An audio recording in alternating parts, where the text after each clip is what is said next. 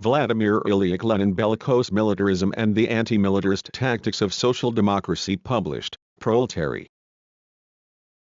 Number 33, July 23, 1908. Published according to the text in Proletary.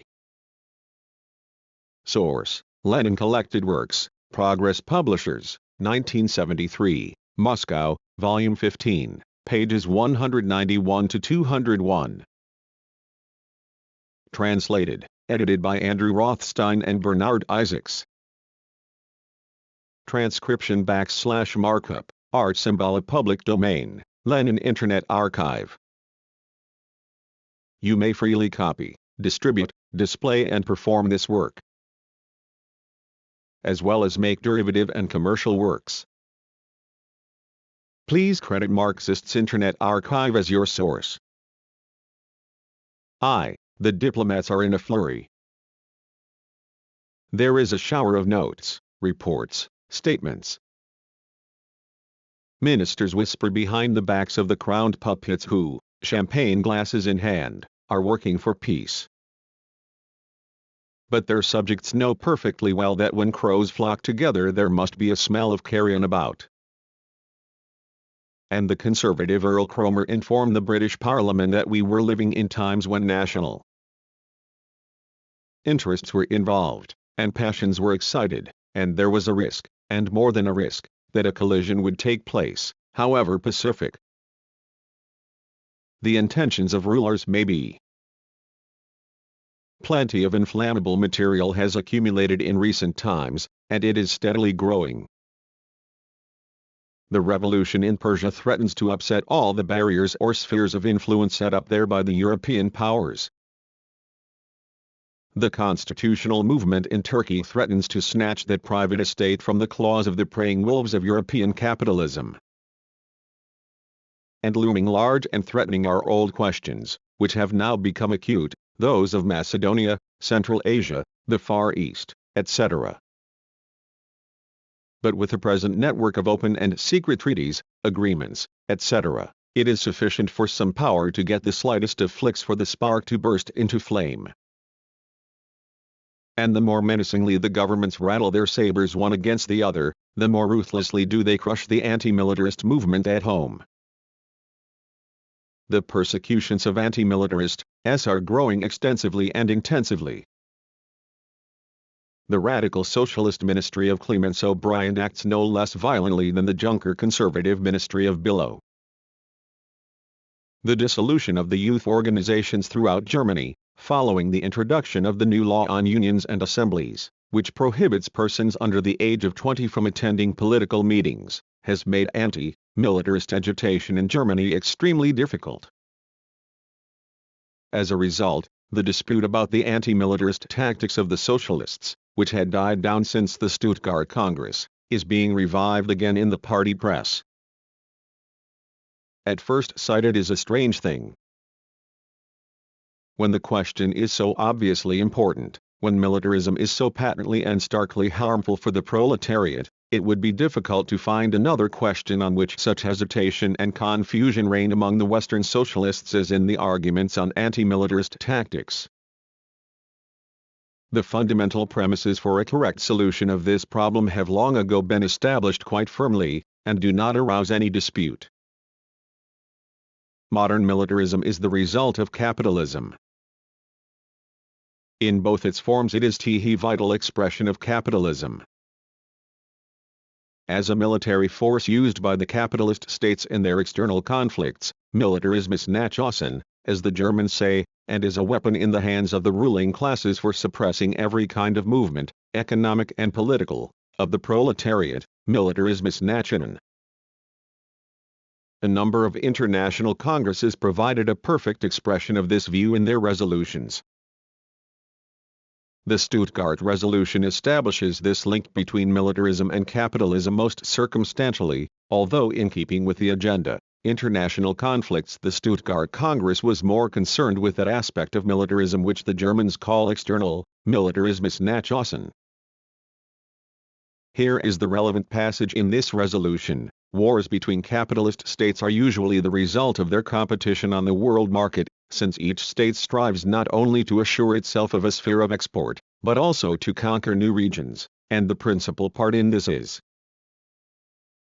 played by the enslavement of other peoples and countries.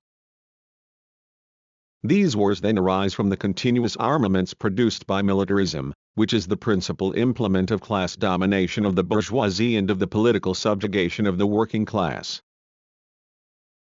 A favorable soil for wars are nationalist prejudices, which are systematically cultivated in the civilized countries in the interests of the ruling classes, with the object of diverting the proletarian masses from their own class objectives and making them forget the duty of international class solidarity. Thus wars are rooted in the very essence of capitalism. They will end only when the capitalist system ceases to exist, or when the immensity of human and financial sacrifice caused by the development of military technique, and the indignation which armaments arouse in the people, lead to the elimination of the system. The working class, which is the principal supplier of soldiers, and which bears the brunt of the material sacrifices, is in particular the natural enemy of wars, because wars contradict the aim it pursues, namely, the creation of an economic system founded on socialist principles, which in practice will give effect to the solidarity of peoples. 2. Thus the principle which connects militarism and capitalism is firmly established among socialists, and on this point there are no differences. But the recognition of this link does not of itself concretely determine the anti-militarist tactics of the socialists. It does not solve the practical problem of how to fight the burden of militarism and how to prevent wars. And it is in the answers to these questions that a considerable divergence of views is to be found among socialists. At the Stuttgart Congress these differences were very marked. At one pole are German Social Democrats like Vollmer. Since militarism is the offspring of capitalism, they argue, since wars are a necessary concomitant of capitalist development, there is no need for any special anti-militarist activity. That exactly is what Vollmer declared at the Essen Party Congress. On the question of how Social Democrats should behave if war is declared, the majority of the German Social Democrats, headed by Bebel and Vollmer, hold rigidly to the view that the Social Democrats must defend their country against aggression, and that they are bound to take part in a defensive war.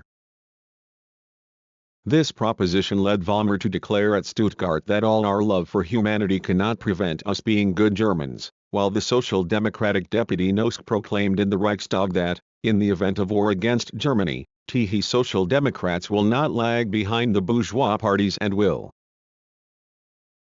shoulder their rifles.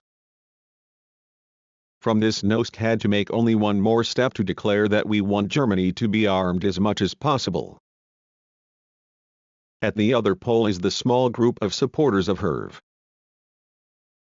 The proletariat has no fatherland, they argue. Hence all wars are in the interests of the capitalists. Hence the proletariat must combat every war. The proletariat must meet every declaration of war with a military strike and an uprising. This must be the main purpose of anti-militarist propaganda. At Stuttgart Herve therefore proposed the following draft resolution: the Congress calls for every declaration of war, whencesoever it may come, being met with a military strike and an uprising. Such are the two extreme positions on this question in the ranks of the Western Socialists.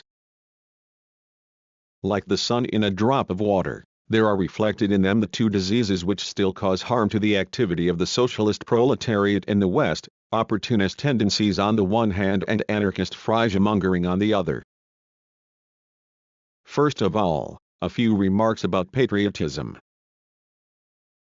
That working men have no country was really said in the Communist Manifesto. That the attitude of Vollmer, Noske and company strikes at this basic principle of international socialism is also true.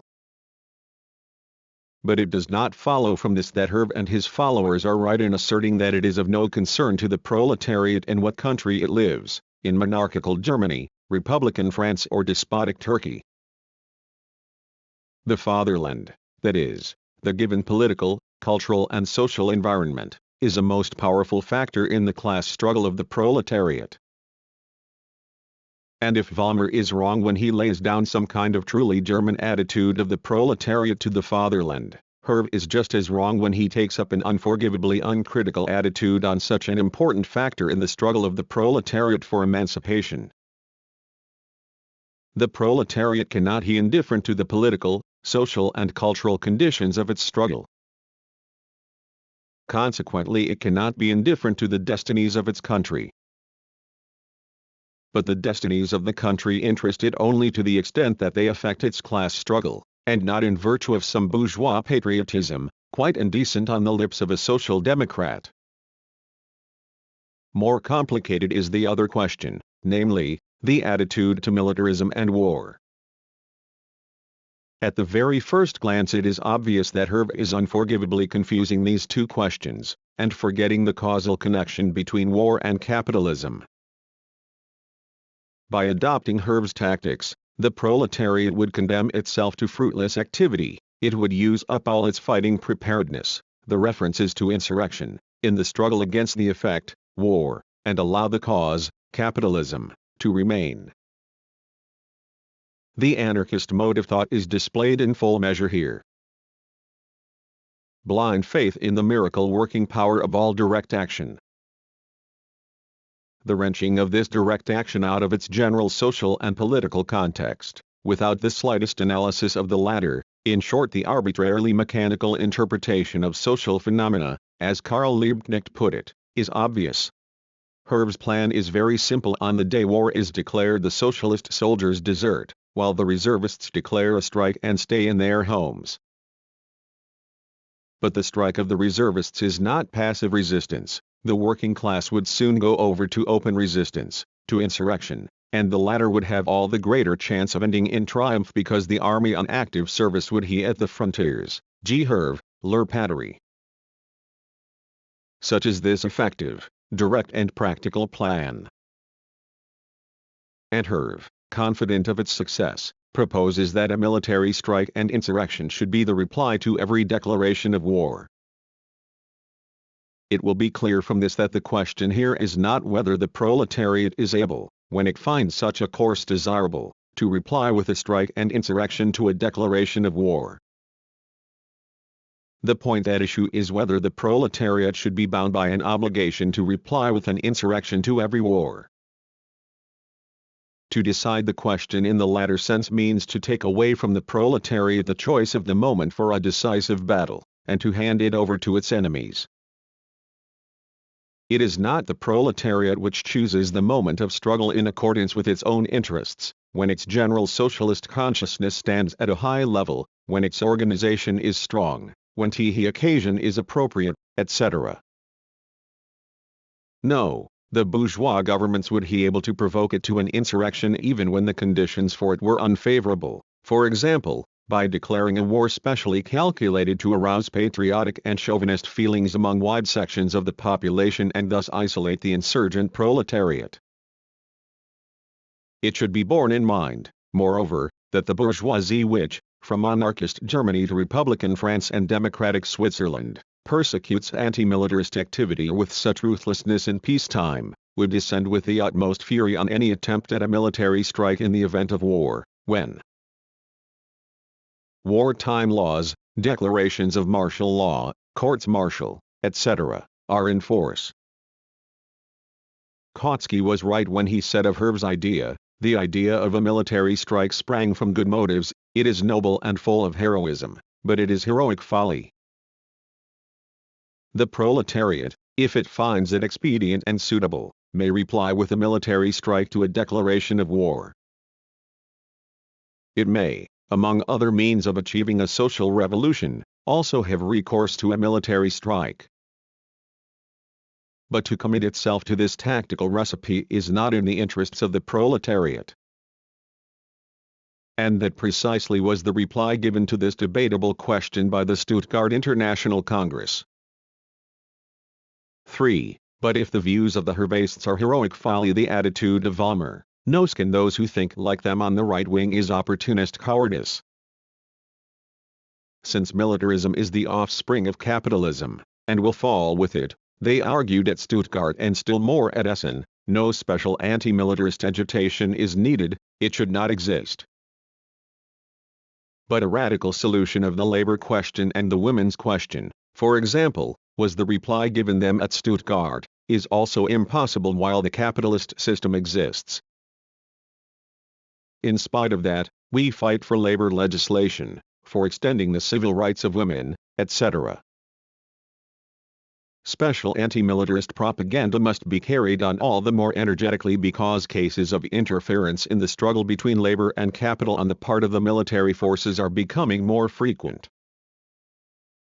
And because the importance of militarism not only in the present struggle of the proletariat, but also in the future, at the time of the social revolution, is becoming more and more obvious. Special anti-militarist propaganda has behind it not only the evidence of principle but also extensive historical experience. Belgium is ahead of other countries in this respect.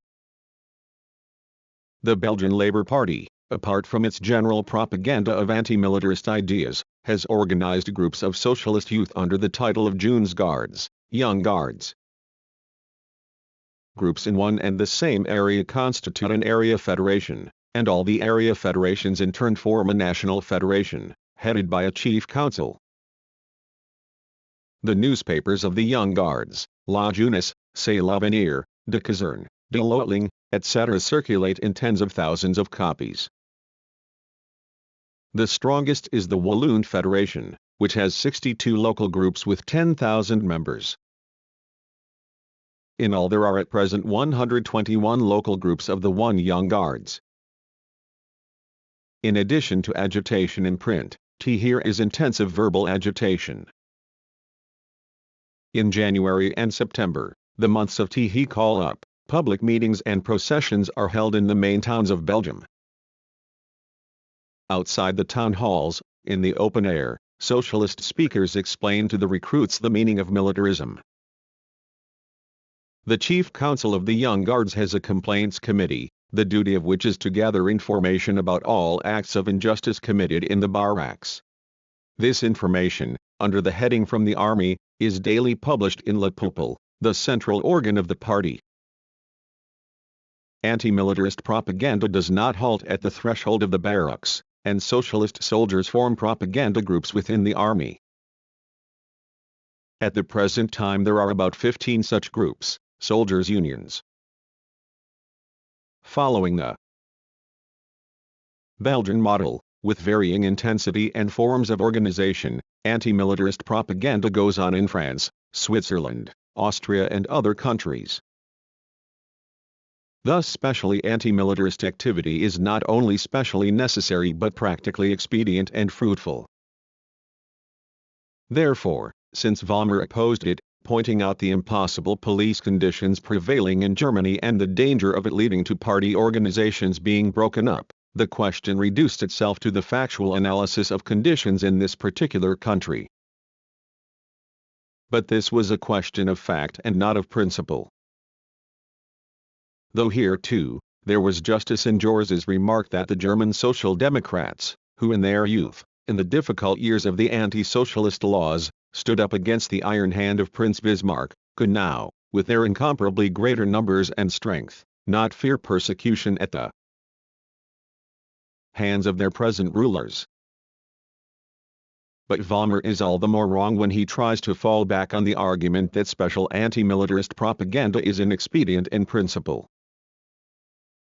No less opportunistic is the conviction of Vollmer and those who think like him that the Social Democrats are bound to take part in a defensive war.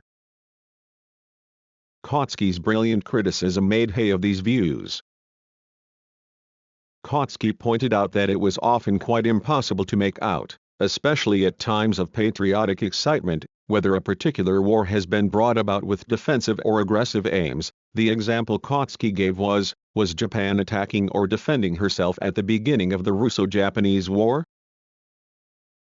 Social Democrats would be entangled in a net of diplomatic negotiations if they took into their heads to determine their attitude to a war by this criterion.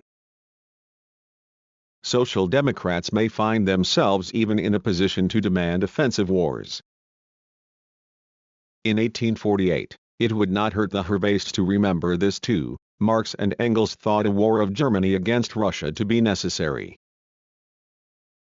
Later they strove to influence public opinion in Britain in favor of a war with Russia.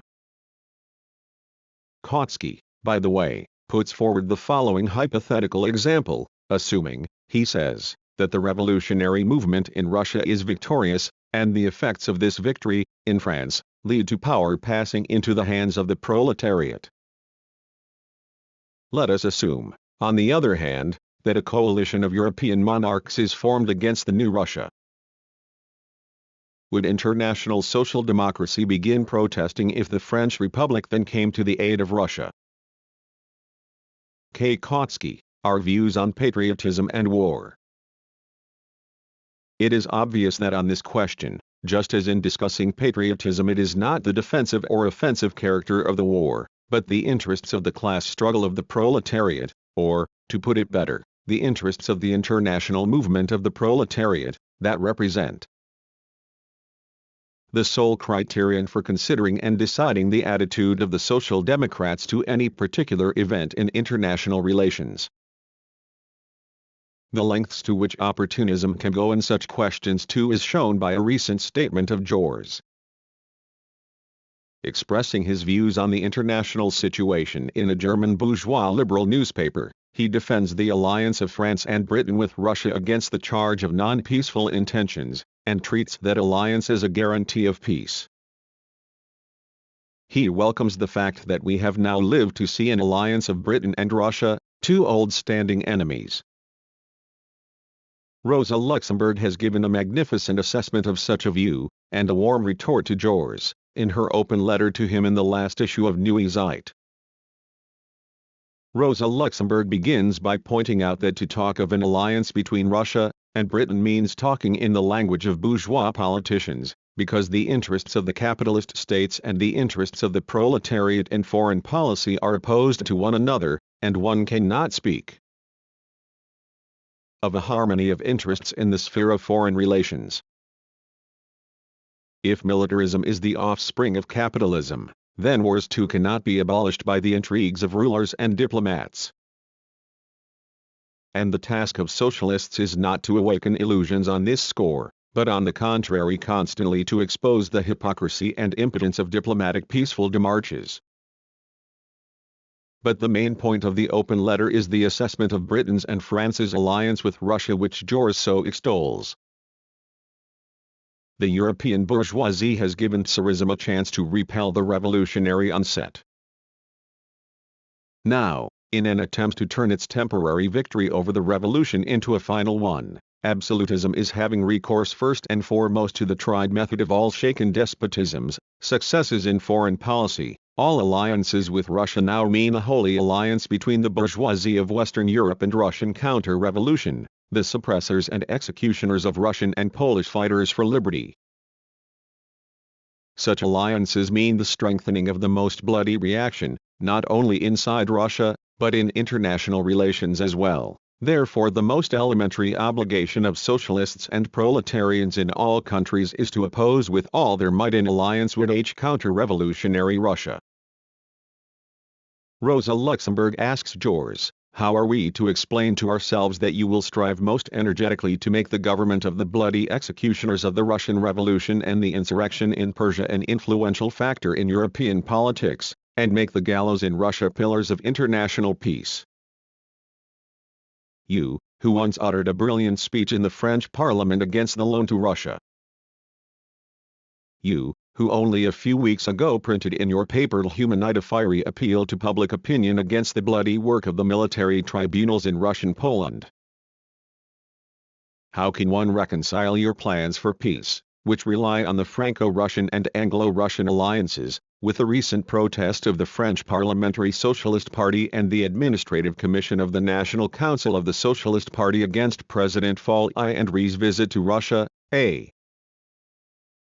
protest which you signed, and which in passionate terms defends the interests of the Russian Revolution? If the President of the French Republic cares to quote your conceptions of the international situation, he will reply to your protest that he who approves the end must approve the means.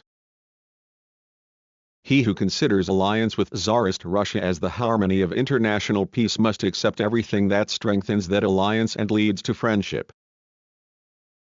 What would you have said if once upon a time in Germany, in Russia or in Britain there had appeared socialists and revolutionaries who in the interests of peace had recommended an alliance with the government of the Restoration, or the government of Thiers and Jules Favre, and had vested such an alliance with their moral authority? This letter speaks for itself, and Russian Social Democrats can only send their greetings to Comrade Rosa Luxemburg for this her protest and for her defense of the Russian Revolution before the international proletariat. Notes: these words are in French in the original, Action Direct. Ed. Youth is the future, the barracks, the recruit, ed. An interesting feature among the French is the practice known as the soldier's halfpenny. Every week the worker pays one son to the secretary of his union. The money collected in this way is sent to the soldiers as a reminder that, even in soldiers' clothes, they belong to the exploited class, and that in no circumstances should they forget this. Lenin. See Lenin's article The International Socialist Congress in Stuttgart. Backwards Forwards Works Index Volume 15 Collected Works LIA Index